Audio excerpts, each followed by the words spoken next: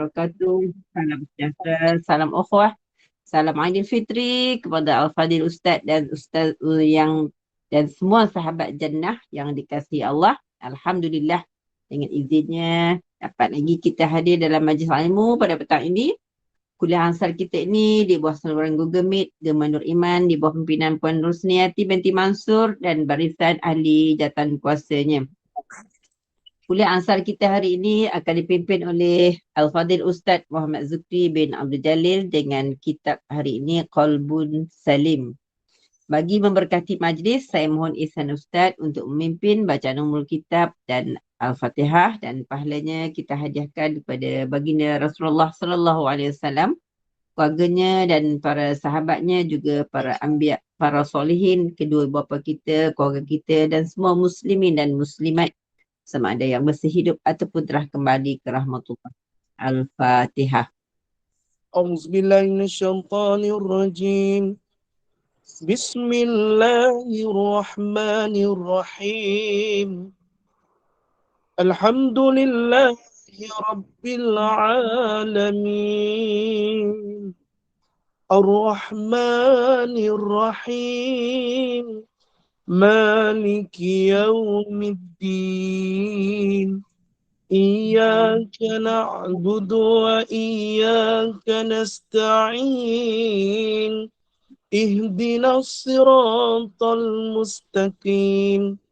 Siratal ladzina an'amta 'alaihim ghairil maghdubi 'alaihim waladdallin.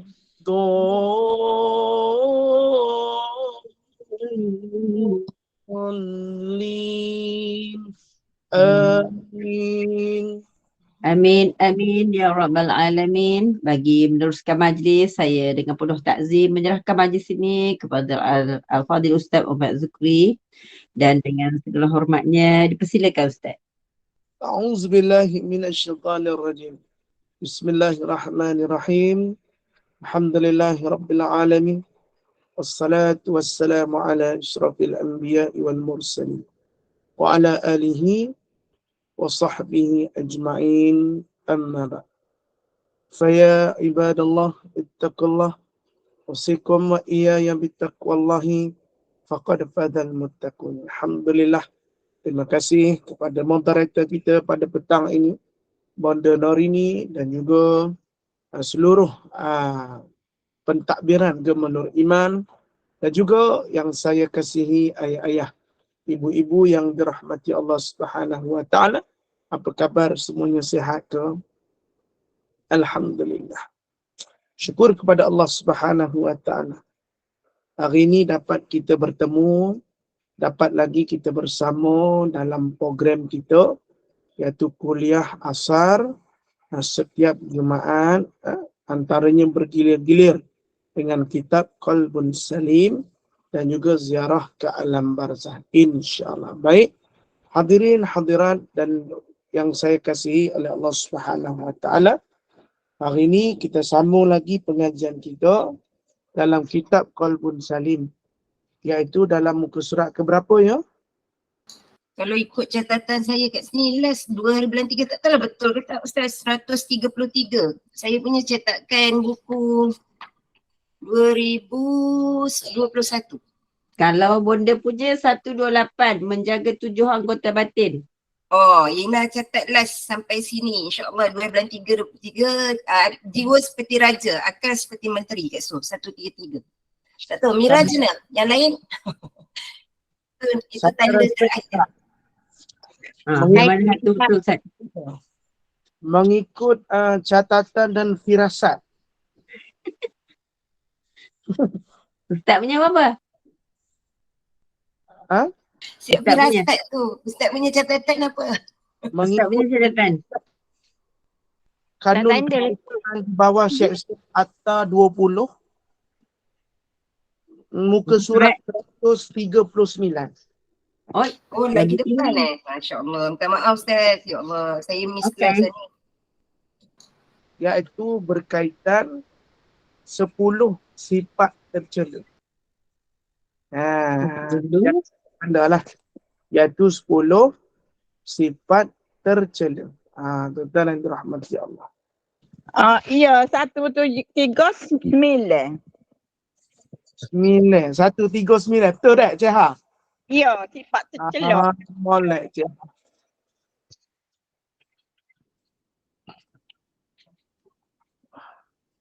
Ya, Ibu yang dirahmati Allah.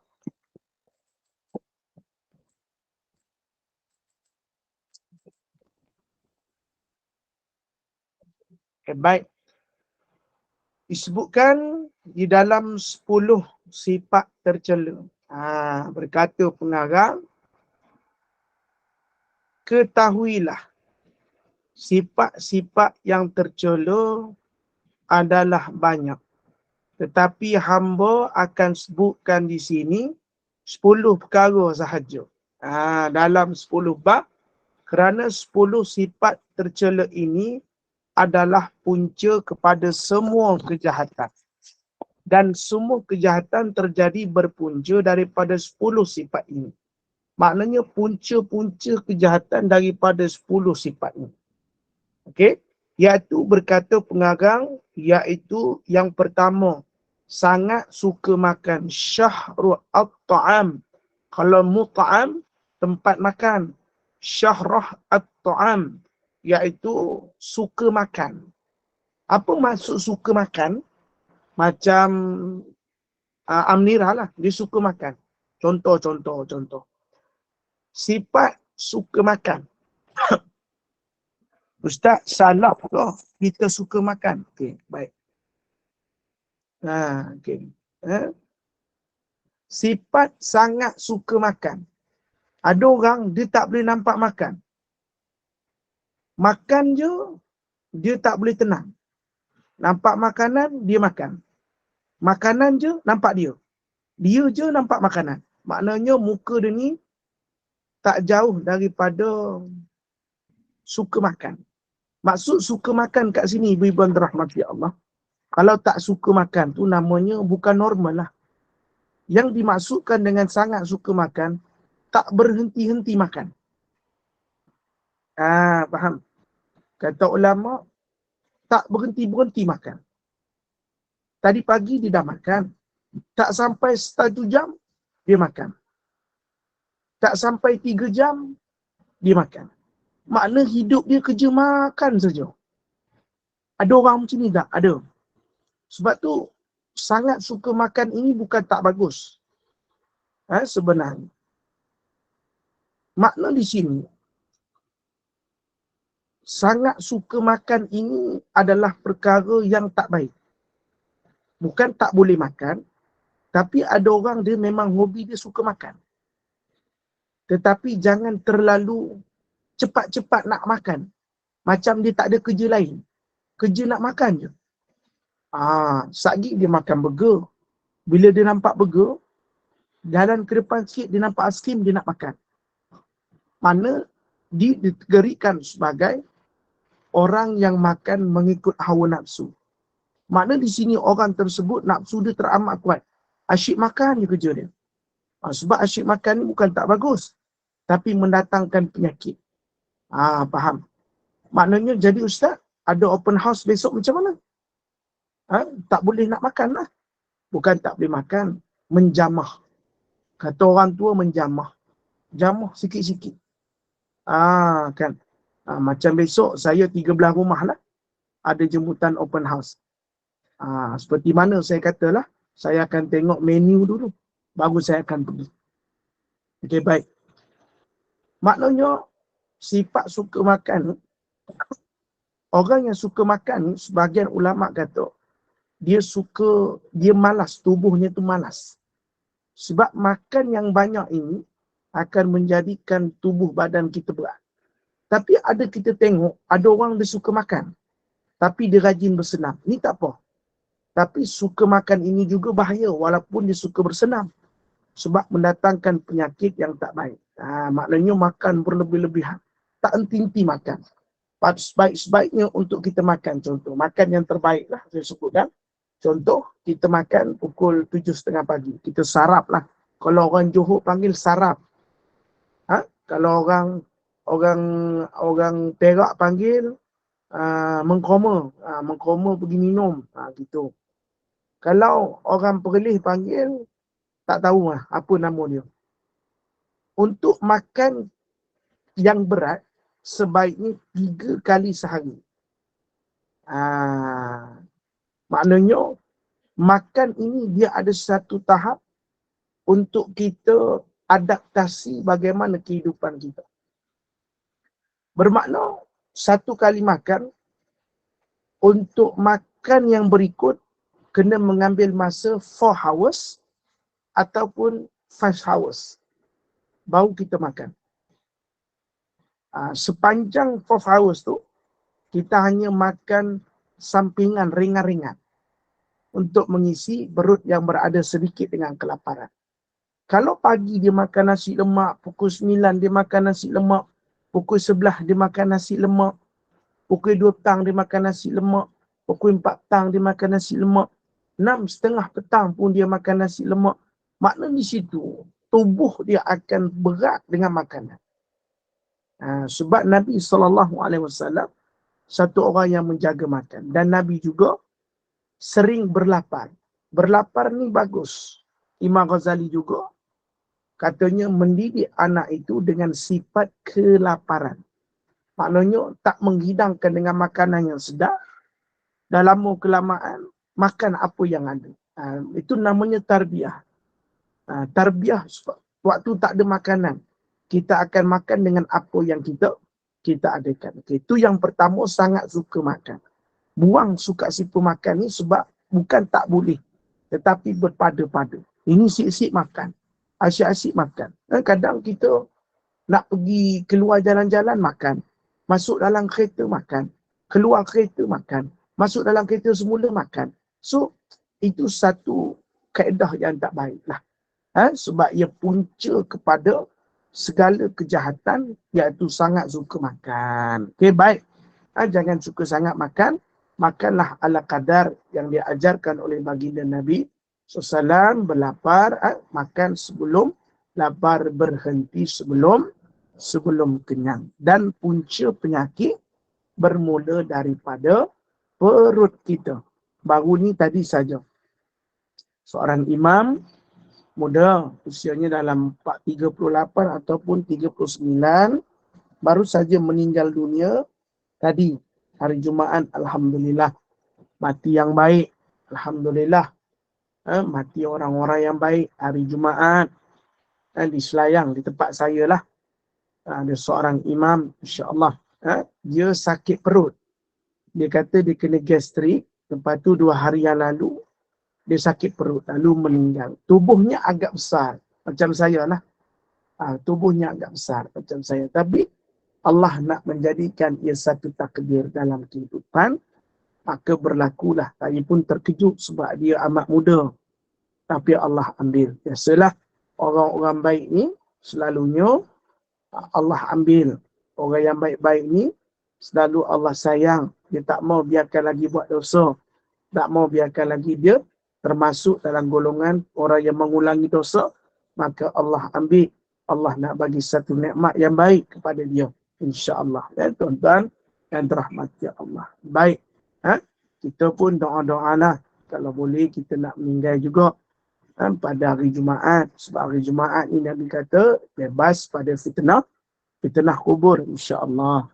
Kita sama-sama doa. Kita nak mati tak kisahlah hari apa. Kalau kita orang yang baik, insya-Allah hari apa pun tak kisah. Tapi kalau kita orang tak baik, tak kira hari apa pun payah juga. Tuan-tuan dan dirahmati Allah. Baik. Yang kedua adalah sifat banyak bercakap. Sifat banyak bercakap. Banyak bercakap ni bukan tak bagus. Tetapi kalau bagusnya itu dalam percakapannya mendatangkan manfaat, maka berkata-katalah. Kata baginda Nabi SAW, selagi mana kita diam, tidak memulakan perbicaraan, selagi itulah kita sejahtera. Saat kita bermula berkata-kata, bermakna akan ditulis sama ada baik ataupun buruk kita. Maka mulut ini ada kalanya boleh bercakap, dan kita bersandarkan dalam hadis Nabi SAW. Nabi kata sebaik-baik manusia itu adalah yang memberi manfaat. Maka kalau kita nak bercakap mendatangkan manfaat, jangan bercakap dengan mendatangkan perkara yang lara ataupun tiada manfaat. Sebagai contoh, kita bercerita dengan kawan kita. Namanya si Maimun. Maimun ni dia peminat cerita big stage, yang cerita nyanyi-nyanyi tu, kan? Dia tengok cerita big stage, lepas tu dia jumpa kita, semalam kau tengok tak? Ada nama arti namanya Hundon. Sedaplah dia nyanyi. Itu termasuk dalam perkara sia-sia. Dicatatkan oleh satu malaikat, namanya malaikat kiraman katibin. Bukan bermakna tidak boleh berbicara perkara yang sia-sia. Contoh cerita, andai itu takdirnya. Kan kita tengok pukul 10 malam. Pelakunya Hana Delisha dengan Syukri Yahya. Kita kata, semalam kau tengok tak cerita andai itu takdirnya. Aku geram betul lah tengok suami dia. Itu juga satu perbualan yang bukan manfaat, tetapi satu bualan kosong. Tentang yang dirahmati Allah. Lepas tu kita tengok bola. Kan andai itu takdirnya kita tengok bola. Kalau pukul 7 malam, kita tengok Melur untuk Firdaus 2. Kan? Kita tengok. Lepas tu kita pun bercerita kat WhatsApp. Semalam kau tengok tak cerita ni? Melur untuk Firdaus 2. Kau tengok kan Anna Joblin tu kan? Kau tengok dia pakai. Aku tengok. Contoh. Tu contoh. Makna itu satu, suka bercakap benda-benda yang tak manfaat, tak apa.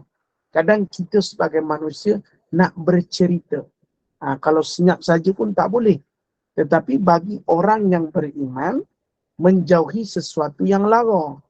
Makna benda itu tak manfaat, kita tinggalkan. Makna suka bercakap ni yang ditegah. Kerana lama-lama bercakap akan mendatangkan mudarat. Lama-lama bercakap akan datang satu perkara yang tak baik. Lama-lama bercakap, sudah mula membuka keaiban. Lama-lama sampai menfitnah. Lama-lama, dia lama-lama sebab terlalu petah bercakap. Bila orang petah bercakap tu, dia akan jadi begitu. Lama-lama ada benda tak perlu cakap, tak perlu cakap. Sebab tu jangan dengan isteri kita. Isteri kita pun kalau kita nak bercakap, bercakaplah sesuatu yang mendatangkan manfaat. Tak perlu cerita pasal orang. Dia kata yang balik-balik kerja, kita kata yang sebab tadi kan abang jumpa kawan abang. Isteri dia masak, ya Allah, ya Tuhanku. Tuan-tuan yang dirahmati Allah. Dia kata apa? Masak, isteri dia masak apa? Saya lupa lah. Dia kata kenguru asam pedas. Dia kata sedap lah yang. Dia kata kenguru asam pedas. Maknanya kalau kita cerita kat isteri kita, tanggapan percakapan tu boleh jadi kita puji isteri orang lain. Faham? So mendatangkan satu benda yang tak baik. Maknanya bila bercakap apa yang berada dalam rumah, cakap yang berkaitan dengan keluarga kita sahaja. Kadang-kadang bila sudah banyak bercakap, kita tak sedar kita sedang membuka cerita rumah tangga orang lain. Lepas tu bila balik ke rumah, bercakap benda-benda yang mendatangkan kegembiraan. Bang, dah balik bang? Mai sini bang, beg abang. Letak meh, macam saya kalau balik kuliah, isteri saya akan datang, sambut depan pintu, dia kata, bang, tu buku abang meh, saya ambil. Dia kata lagu tu. Kopiah bang, jadi macam mana kuliah bang, okey? Okey. Abang nak makan, abang nak minum. At least satu ungkapan yang menyenangkan.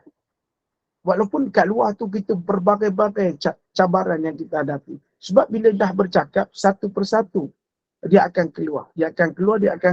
So cerita tu bercabang-cabang. Bila berlaku bercabang-cabang, mulalah benda-benda tu tak jadi benda yang tak baik. Bercakap bila perlu, tak perlu jangan bercakap. Saat bercakap, fikirkan adakah mudarat ataupun sebaliknya. Wallahu alam. Yang kedua. Dan yang ketiga disebutkan ulama, iaitu tentang sifat marah. Marah ni ada 3, kata Imam Ghazali. Yang pertama, lambat marah, lambat redanya. Yang kedua, cepat marah, tapi lambat pula redanya. Yang ketiga, lambat marah, tetapi cepat pula redanya. Makna kita nak nombor berapa? Nombor 3. Ingat ibu-ibu, dalam kitab Hadis 40 Imam Nawawi. Kita ada mengaji ke kitab ni? Ada kan Kekandang Amirah dengan Ustaz Abdullah Hakim? Kan? Ada. 40 hadis Imam Nawawi dengan Imam Farid. Imam Farid, betul. Okey, Nabi sebut dalam tu la tarda. Kepada Abu Darda, dia kata jangan marah. Bukan bermaksud tak boleh marah, jangan marah. Kalau mampu jangan marah. Kalau marah jangan lama. Sifat marah ni kalau kerap, dia boleh jadi panas baran. Kalau marah ni sampai matanya merah, itu marah yang sangat-sangat dahsyat. Kalau ada manusia yang tak ada sifat marah, itu bukan manusia. Manusia yang normal. Manusia mesti ada sifat marah. Kadang marah pada isteri, isteri marah pada suami, anak marah kepada ayah ibu marah pada anak. This is normal tentang marah. Cuma marah yang dipersetujui adalah marah yang dikawal. Bukan bertindak mengikut hawa nafsu. Nanti kita syarah bab marah. Yang keempat, dengki, hasad ataupun iri hati. Ni lagi bahaya. Tetapi manusia zaman sekarang banyak hasad, banyak iri hati. Bukan sebab mereka mempunyai perasaan hasad. Ada kalanya tindak tanduk kita yang menjadikan mereka hasad kepada kita. Faham maksud saya? Kita bukan... faham? Oh, laju. Anisayo. Kadang kita tak ada perasaan hasad. Tetapi cara mereka zahirkan nikmat menyebabkan orang itu timbul hasad. Contoh tuan-tuan rahmati Allah. Sebab tu, dengki ni ada kala wujud sebab di sekeliling kita. Iri hati ni pun wujud di sekeliling kita. Bagaimana cara kita nak menangani perkara tersebut? Contoh, kita tengok orang tu pakai kereta besar. Isterinya tu Masya Allah dijaga baik oleh suaminya. Makna kita tak boleh iri hati. Sebab tu suami dia bukan suami kita. Bermakna iri hati dengan sesuatu kelebihan ada pada seseorang mukmin ataupun orang Islam tak digalakkan kerana mendatangkan sifat dengki dan iri hati. Tuan-tuan rahmati, hasad ni bahaya. Wa min syarri hasidin iza hasad. Hasad atau iri hati ni bahaya. Kadang kita tengok sebab tu kita minta maaf sendirilah, saya pun antara orang yang familiar suka di dalam Facebook. Tetapi ini realiti. Sebab tu Allah kata dalam Quran, jangan terlalu kerap menayangkan kenikmatan bahagia ataupun apa yang kamu miliki. Kerana mereka ini saat kamu menayangkan, mereka akan rasa iri hati, bersenang hati. Bukan bersenang hati, rasa dengki, malah mendoakan supaya nikmat itu hilang daripada kamu. Dan Allah kata bila mana kamu hilang nikmat tersebut, merekalah yang paling gembira. Inilah manusia, tuan-tuan. Bukan orang boleh berlebih-lebih.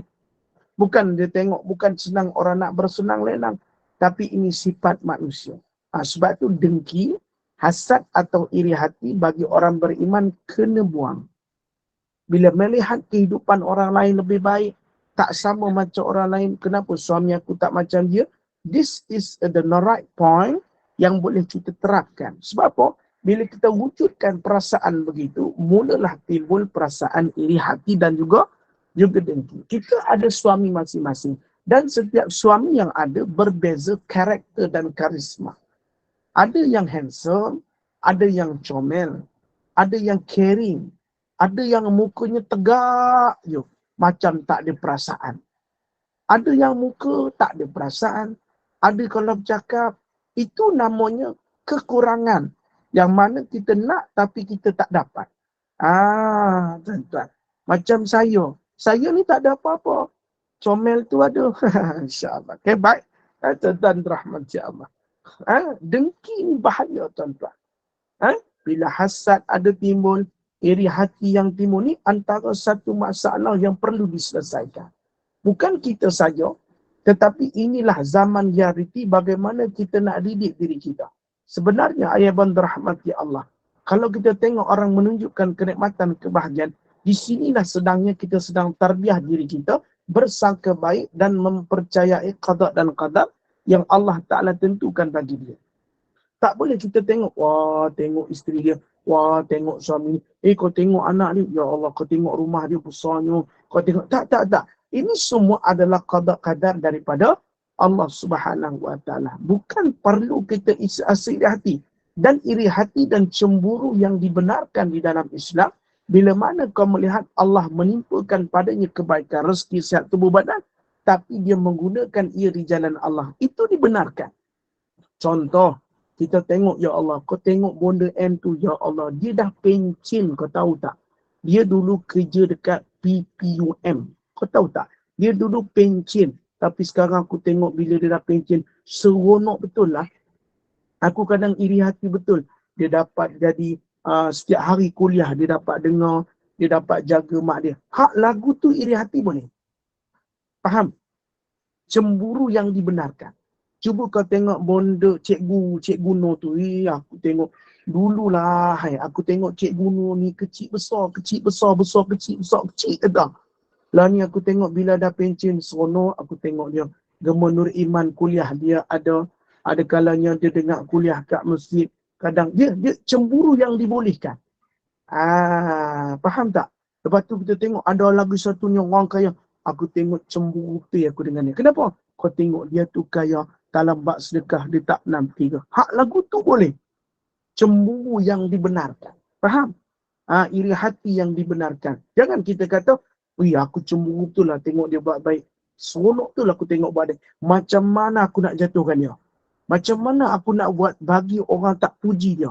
Macam mana aku nak buat supaya, tu lagu tu bahaya. Itu iri hati yang tak dibenarkan. Cemburu kebaikan yang dia buat dengan rezeki Allah Ta'ala bagi, itu tak apa. Supaya menjadi contoh kepada kita. Sebab apa contoh kan, kita tengok ada orang tua. Kita mesti akan rasa cemburu. Kenapa orang tua ni boleh setiap 5 waktu, dia pergi. Sedangkan dia tua, aku ni semua ada. Kodrat ada, semua ada. Tapi aku tak boleh buat macam orang tua tu. Kenapa aku rasa cemburu? Cemburu tu dibenarkan. Faham? Cemburu tu dibenarkan. Tapi cemburu lepas tu kita menjatuhkan dia untuk menjatuhkan supaya tak nampak lagi. Aku tak senang betul lah. Aku tengok dia ni baik sungguh lah. Macam mana aku nak jatuhkan bagi nampak buruk? Itu cemburu yang tak baik. Wallahu a'lam. Okay? Yang kelima, iaitu kedekut dan sayang kepada harta. Hubbun dunia. Ini pun sama. Ada harta, jadi kedekut. Kedekut sangat dengan harta. Hari-hari tengok akaun bank. Hari-hari buka akaun bank. Tengok duit. Lagu tu saja duit. Tapi kedekut tuan-tuan. Harta ni dia ada 3 tuan-tuan. Bila kita simpan, itu bukan untuk kita, tetapi untuk orang yang setelah kita meninggal. Tetapi apa yang kita sedekah, itulah milik kita. Harta ni yang kita guna, yang kita simpan, dan juga yang kita sedekah. Harta yang kita guna bukan rezeki kita, tapi rezeki orang yang kita gunakan tadi. Rezeki yang kita simpan, itu bukan rezeki kita. Rezeki setelah kita meninggal, simpanan itu bukan milik kita. Rezeki yang betul untuk kita, ada yang terakhir, iaitu apa yang kita infakkan jalan Allah Subhanahu Wa Ta'ala. Sebab tu kalau baca dalam kitab baginda Nabi SAW, dalam kitab Mujizat Rasulullah SAW, Nabi SAW ini sifatnya tidak suka mengumpul harta. Bila ada harta, Nabi akan berbagi-bagi. Bila ada harta, Nabi akan memberi. Ini baginda Nabi SAW, akhlak Rasulullah. Tuan-tuan. Macam kita lain. Kita suka menyimpan. Menyimpan ni perlu tuan-tuan untuk masa hadapan. Bukan makna kita kata, jadi Nabi bukan satu orang begitu. Nabi tak pernah takut miskin. Nabi tawakal Nabi lain dengan tawakal kita. Ini kita jenis simpan dan kedekut. Sampai nak orang datang nak minta sedekah pun kedekut. Sampai pengimarahan program-program untuk majlis-majlis ilmu pun kita rasa jadi macam nak tak nak. Kenapa tuan-tuan? Kenapa kita takut miskin? Dia jadi kedekut. Sebab apa kedekut? Sebab dia hubbun dunia. Hubun dunia, cinta pada harta, dan ianya cinta pada dunia. Hak ni kita nak sebut bagi kita jelas dan juga bagi kita faham, tuan-tuan. Sifat kedekut dan sayang pada harta. Maksud dia apa? Kedekut nak gunakan untuk jalan-jalan yang bermanfaat. Ada orang kaya, dia takut nak bersedekah sebab dia tak nampak nilai sedekah tu. Ada orang kaya, bila orang datang sumbangan madrasah, dia kata tak perlu.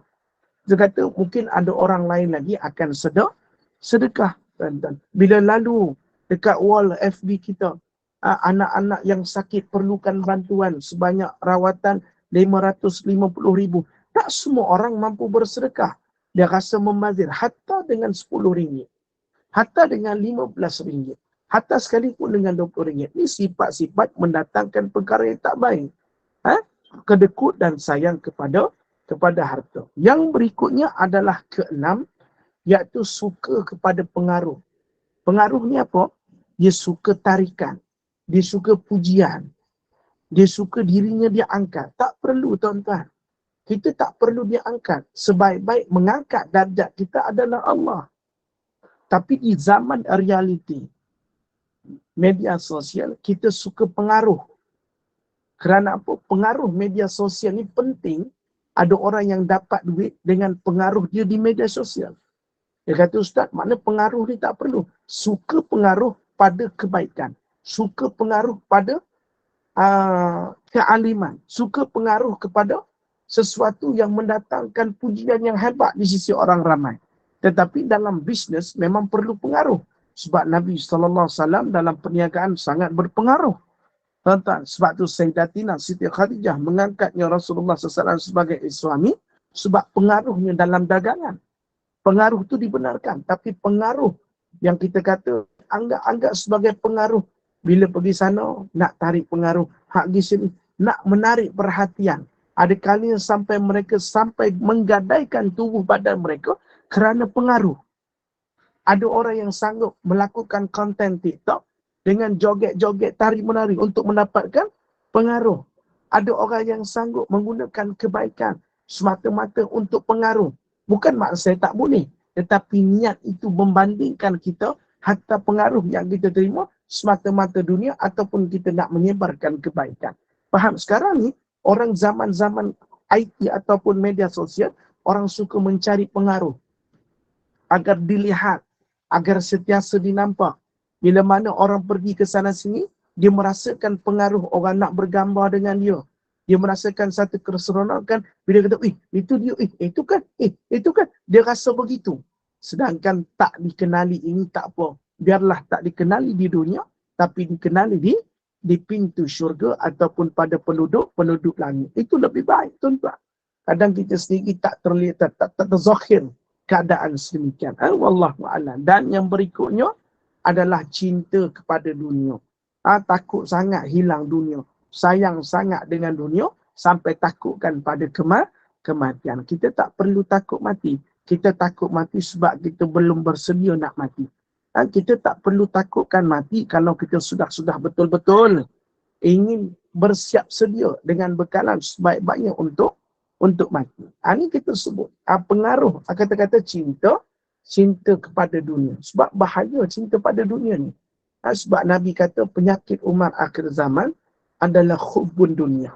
Iaitu cinta pada dunia. Orang cinta pada dunia ni, tuan-tuan, pagi-pagi fikir dunia. Sampai suatu saat Allah hanya mencampakkan dunia dan tidak pernah memikirkan apa juga bekalan yang nak dibawa untuk pergi bertemu dengan Allah Subhanahu wa ta'ala. Dan yang berikutnya adalah sombong. Ataupun bahasa mudah kita sebut takabur. Sombong ini adalah sifatnya Allah. Sombong ini adalah satu sifat yang tidak boleh ada pada manusia. Mengapa kita sombong? Kan? Dalam cerita, dalam lagu Rabbani, mana milik kita, tidak ada milik kita, semua yang ada Allah yang punya, tidak ada kita punya. Semuanya Allah yang punya. Kenapa kamu rasa sombong? Hari ini kamu ada rumah yang besar. Saat orang lain yang tidak mempunyai rumah besar, kamu sombong. Saat kamu mempunyai motorsikal yang besar, orang lain tidak mempunyai, kamu rasa sombong. Kenapa sombong? Bukankah sombong itu tidak ada pada sifat manusia? Dan kata baginda Nabi sallallahu alaihi wasallam, yang memiliki sifat sombong hatta sebesar Zahra, maka tidak akan masuk ia ke dalam syurga Allah Subhanahu wa ta'ala. Kenapa kamu sombong dengan hartamu? Kenapa kamu sombong dengan kecantikanmu? Kenapa kamu sombong dengan wajahmu? Kenapa kamu sombong dengan pengaruhmu? Kenapa kamu sombong dengan pujianmu? Itu semua adalah sifatnya sementara. Bahkan Allah kata dalam Quran, dunia ini hanya tipu daya semata-mata. Maka jangan kamu sombong. Tuan-tuan, sombong, ujub yang berikutnya, dan terakhir adalah riya. Ujubnya apa? Bangga diri. Bangga diri ni pun bahaya, tuan-tuan. Jangan ada di antara kita sifat bangga diri. Tuan-tuan tengok saya ni. Saya kereta ada 8. Motor saya ada berapa, tuan-tuan? 13. Saya ni bukan nak cakap apa, bukan nak tunjuk riak. Bukan nak tunjuk ujub, tuan-tuan. Bukan nak tunjuk belagak, tuan-tuan. Tapi ni nak bagi tahu ni, saya ni kalau ceramah, saya ni kalau kuliah, orang audien penuh.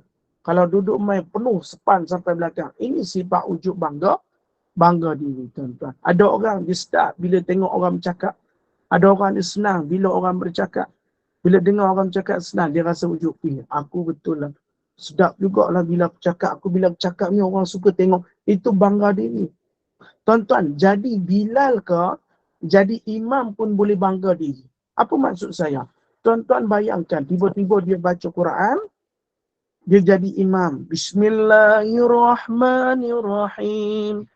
Alam nashrah laka sadrak wa wada'na anka wizrak alladhi anqadha zahrak wa rafa'na laka zikrak fa inna ma'al usri yusra inna ma'al usri yusra fa idza faragta fansab wa ila rabbika farghab. Allahu akbar. Saat dia rukuk, tuan-tuan, dia kata, ya Allah, sedap juga suara aku ni. Ni kalau orang dengar ni, meleleh di air mata ni. Ujub habis amal ibadahnya. Tuan-tuan. Kadang kita azan pun bukan senang. Nak rasa diri itu ikhlas. Kadang azan, subhanallah, alhamdulillah, wa la ilaha illallah, wallahu akbar, wa la hawla wa la quwata illa billahil aliyyil azim, wa la hawla wa la quwata illa billahil aliyyil azim. Syiar angkat ni.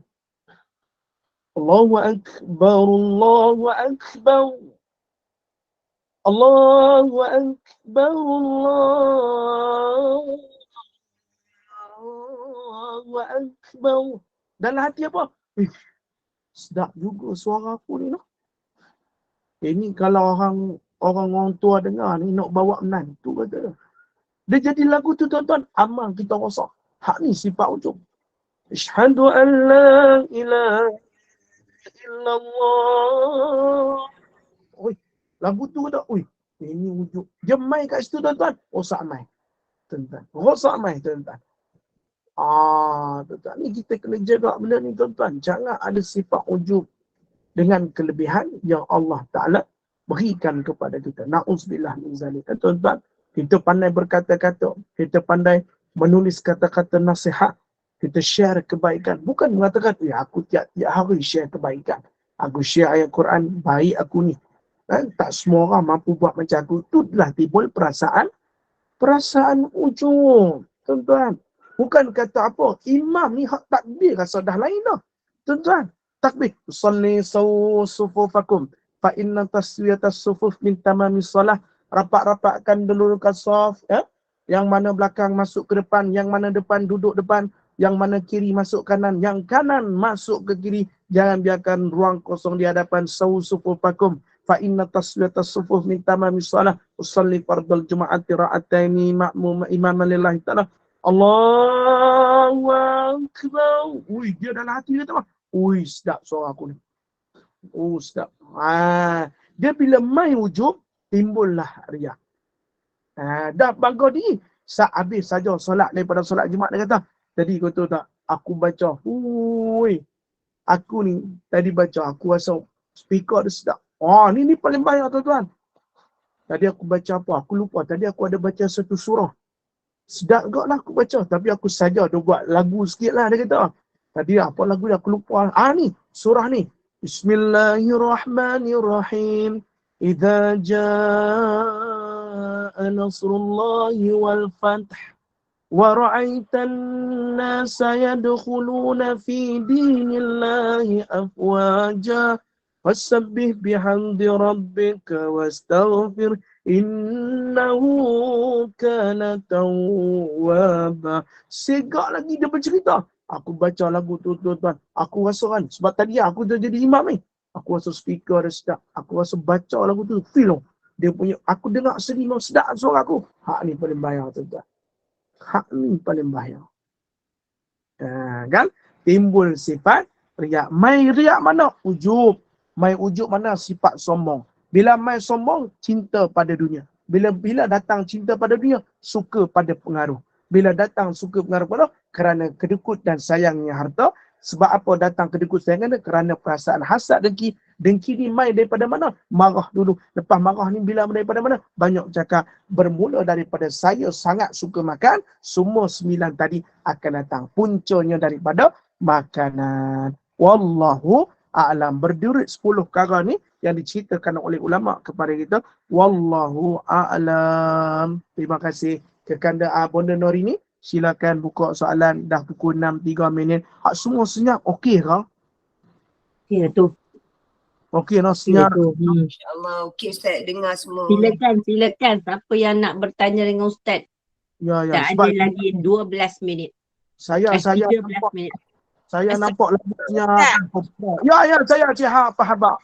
Gini, Ustaz kata Sani dalam status ko dalam Facebook kita tulis tu ayat-ayat maulid. Kita niat tidak nak nunjuk niatnya. Malah nak ayat benda tu molek-molek lah. Kita ayat tu. Macam mana? Tak ada niat apa-apa lah maksudnya. Tak riak lah. Dia bukan nak niat riak. Riak ni tak ada orang boleh tahu kat kita. Cik Yang Ambo ni mari pasir putih ni. Ambo nak rayak sikit sama Cik dah. Cik dengan molek.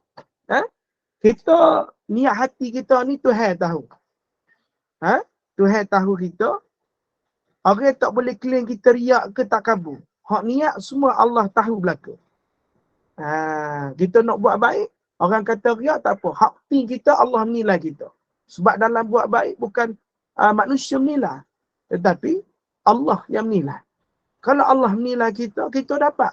Kalau manusia nilai kita baik tapi hati kita buruk, Allah nilai tak dapat. Maknanya jangan fikir manusia. Fikir Allah dulu. Bila Allah terima amal kita, kita dok share dekat dalam story Facebook, grup tadarus. Cik Ha selalu saya baca status dia, geng-geng tadarus. Lepas tu share kitab pengajian. Bagus. Kita tak ada niat apa nak kata baik. Tapi kalau terlintas nak orang puji atas kebaikan kita, segeralah kamu istighfar. Kata ulama sufi, saat kamu buat baik, tiba-tiba kamu terlintas, belum terlintas untuk dipuji oleh orang lain. Cepat-cepat istighfar kepada Allah Subhanahu Wa Taala. Tidak rosaklah amal kamu sekalipun kamu melakukan amal tersebut dalam keadaan orang lain tidak diketahui. Kerana lintasan itu sudah memadai ta'yin ataupun qasad. Wallahu a'lam. Terima kasih Cik Ha. Cik Ha naik topi ke? Okey, faham. Terima kasih Cik Ha. Naik apa? Cik Ha naik topi ke? Jahit ni nanti nak hantar, nak postkan. Alamat Norini boleh tak? Kenapa alamat Bonda Norini? Kalau alamat Bonda Norini, saya kena pergi rumah Bonda Norini makan lagi. Minta ada alamat Ustaz je. Okey, silakan yang lain-lain ku nak bertanya soalan. Itulah faham mana kita tak riak lah. Mana kita niat dengan Allah Ta'ala tu. Allah ya saat ni kan masalah kita tulis. Amalan inilah maksudnya saat ni supaya Ustaz saat ni memang kita dengan Tuhan lah. Tak apa, tak kisah. Bak niat kita dengan Tuhan. Orang tak boleh claim kita. Wallahu Baik. a'lam. Allah Ta'ala mana kita buat molek. Dan apa tu nanti. Terima Ustaz, kasih Ustaz.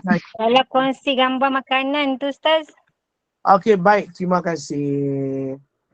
Kalau kongsi gambar makanan tu macam mana Ustaz? Inilah Facebook, media sosial. Ada orang kata fikir tak ada orang yang tak dapat makan. Siapa suruh dia tengok Facebook kita? Facebook untuk berkongsi. Nama Facebook adalah Muka Buku. Muka Buku ni adalah cerita kita pada hari tersebut. Dan hak kita untuk berkongsi apa yang kita nak kongsikan. Faham? Jelas? Jadi Ustaz, bayangkan ada orang yang susah.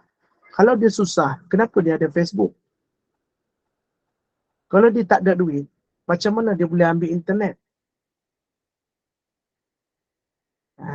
So, dalam Facebook is a media sosial. Media sosial is a content. Facebook adalah muka buku cerita seseorang pada hari itu. So, dia nak bercerita tentang makanan, dia nak bercerita apa yang dia buat, silakan. Tetapi dalam zaman reality content media sosial, it's not only one person watch you. Have another person watch you. Maybe 100, maybe 1,000, maybe billion, or trillion watch you. So anything can happen when another person watch you. Sometimes, like your status, sometimes. Ustaz, saya bahasa Inggeris tak faham Ustaz. Ni bahasa Inggeris, kena belajar. Hari ni kita belajar. Tentang. Ustaz. Ya. Ustaz. Ustaz. Ya, saya. Ustaz, Ria tu Ustaz. Saya baru Ria tu Ustaz. start dulu. Maknanya, Ustaz mau tanya kalau share gambar makanan berdosa tak? bukan berdosa. Sebab tu saya kata, this is the Facebook. Cerita kita. So kita nak share lah. Sebab tu kita punya Facebook. Kalau tak suka, dia boleh ignore. Tak perlu tengok. Sebab ia media sosial. Faham tak maksud saya? Tapi Sebab tadi Ustaz cakap kita tunjukkan kebahagiaan kita dengan orang, sedangkan itu FB kita tunjuk bukan niat kita untuk ni. Macam mana tu Ustaz? kalau menunjukkan kebahagiaan kita, this is melibatkan picture. Jangan terlalu menunjukkan kebahagiaan kita, boleh datang penyakit ain. Sikit-sikit tak apa. Berlebih-lebihan takut menjadi annoying.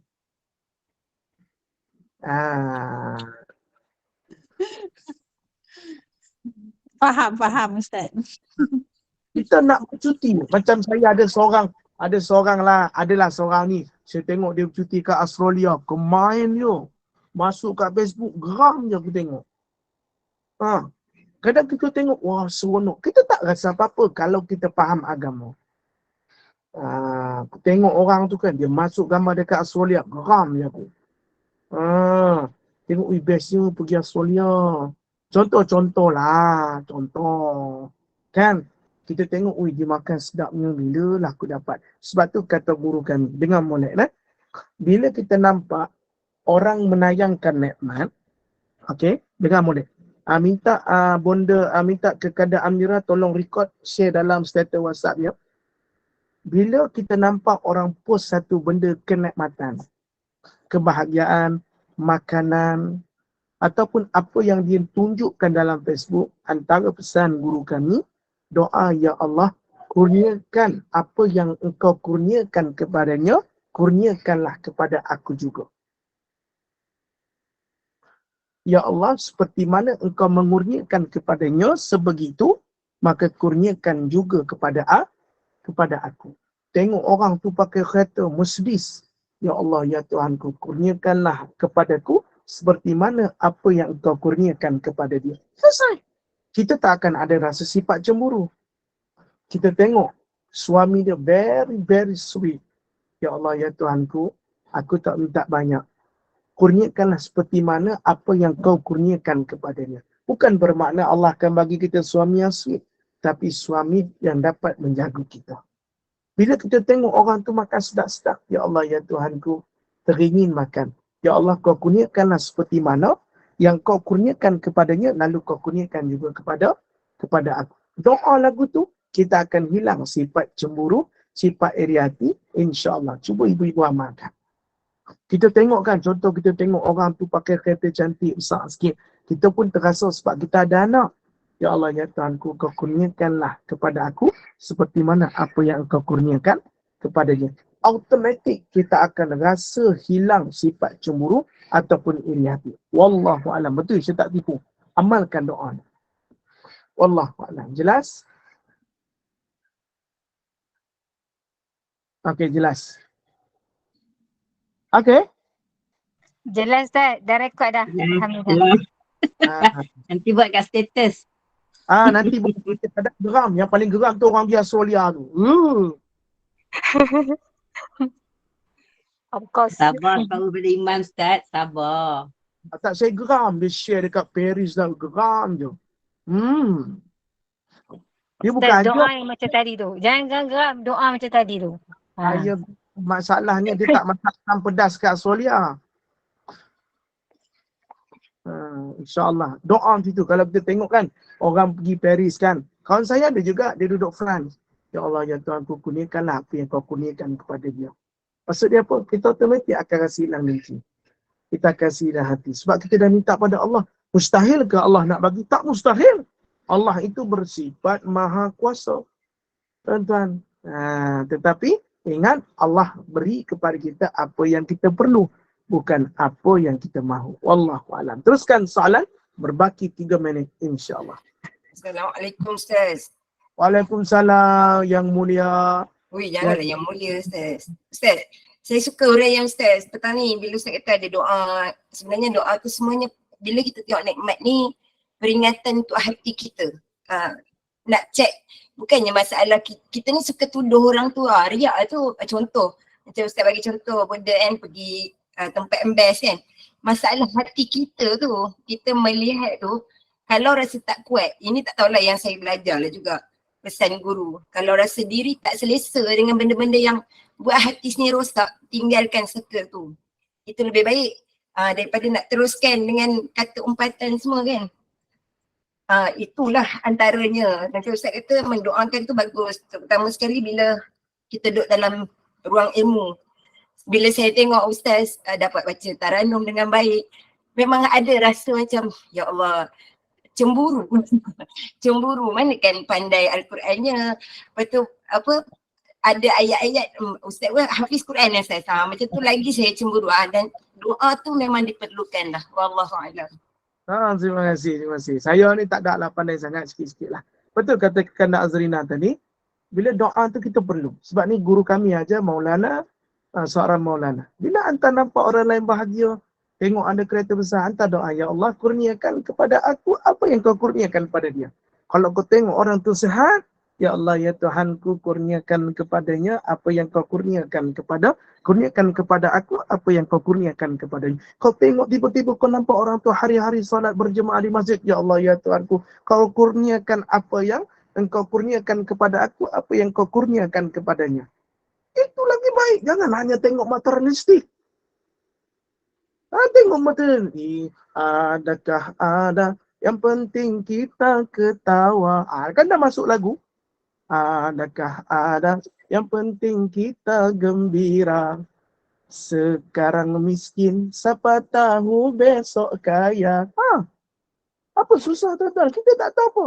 Dibuat senang. Hidup ini bisa senang, dibuat susah. Hidup ini bisa susah. Mak Wan sambung. Nampak? Mak Wan tahu.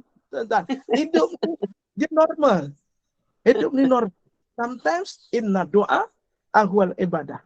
Maknanya doa kita. Bila automatik kita akan, macam Kekana Azrina katakan, tengok Ustaz Zukri Taranum seronoknya, ya Allah, kurniakan kepada aku apa yang kau kurniakan kepada Ustaz Zukri. Mana tahu Allah kurniakan tiba-tiba kita pandai taranum. kita tengok orang tu bahagia keluarganya, pandai baca Quran, hafiz Quran. Ya Allah, kau kurniakanlah kepada aku seperti mana kau kurniakan kepada keluarga itu tadi. Ini doa yang selalu perlu kita amalkan dalam kehidupan kita. InsyaAllah, mudah-mudahan apa yang saya sampaikan ada kebaikan. Dah 6 suku, saya rasa sampai di sini dulu perbicaraan kita berkaitan. Nanti kita akan sambung 158, iaitu nota 139, insyaAllah. Kembali semula kepada moderator kita, Bonda Norini. Cikebum. Ustaz 158 ke 138? 158, 139. Jauh ni Ustaz lompat. Tadi Ustaz sebut 158. Jauh lah. 29. Kita baca 138. 13. Mak Wan lah ajak saya karaoke tadi. Salahkan Mak Wan pula. Okeylah, kita besok Ustaz dah nak pergi mana? Ambil anak. Anak sekolah. Okey. Alhamdulillah, syukur kita pada Allah. Kuliah asar kita berjalan lancar dengan kitab Qalbun Salim dengan 10 sifat-sifat tercela. Dengan penerangan Ustaz, moga semua jemaah memahami dan membuat semakkan diri kita ini. Di mana kita? Moga kita dilindungi Allah daripada 10 sifat tercela ini. Moga Qalbun Salim ini memberi manfaat kepada kita semua dalam memperkukuhkan iman di dada. InsyaAllah. Kalau ada rasa ujub dan riak, segeralah beristighfar. Terima kasih Ustaz. Terima kasih semua jemaah. Kita tangguh dulu pengajian kita hari ini sehingga sambung lagi ke minggu depan insyaAllah. Terima kasih Gemma Nur Iman. Saya mewakili Gemma Nur Iman mohon maaf andai ada sebarang kekurangan dalam majlis ini. Segala yang baik itu daripada Allah dan yang buruk itu adalah daripada kami sendiri. Bagi menutup majlis, mohon Ustaz bacakan doa penutup, tasbih kafarah dan surah Al-As. Dan saya sudahi dengan wabillahi taufiq wal hidayah. Wassalamualaikum warahmatullahi wabarakatuh. Silakan Ustaz. Subhanallah wa bihamdihi, subhanallahil azim, asyhadu an la ilaha illa anta, nastaghfiruka wa atubu ilaik. Bismillahirrahmanirrahim. Wal 'asri innal insana lafi khusr illa alladhina amanu wa 'amilus salihat wa tawassaw bil haqqi wa tawassaw bis sabr. A'udzu billahi minasy syaithanir rajim. Bismillahirrahmanirrahim. Alhamdulillahil alamin. Wassalatu wassalamu ala asyrafil anbiya'i wal mursalin wa ala alihi washabihi ajma'in. Allahumma ighfir lana dhunubana wa liwalidayna warhamhum kama rabbana shighara. Ijami muslimina wal muslimat wal mu'minina wal mu'minat al ahya'i minhum wal amwat bi rahmatika ya arhamar rahimin. Rabbana atina fid dunya hasanah wa fil akhirati hasanah wa qina azabannar. Alhamdulillahi bil alamin. Taqabbalallahu minkum inna minkum taqabbal ya karim. Bawa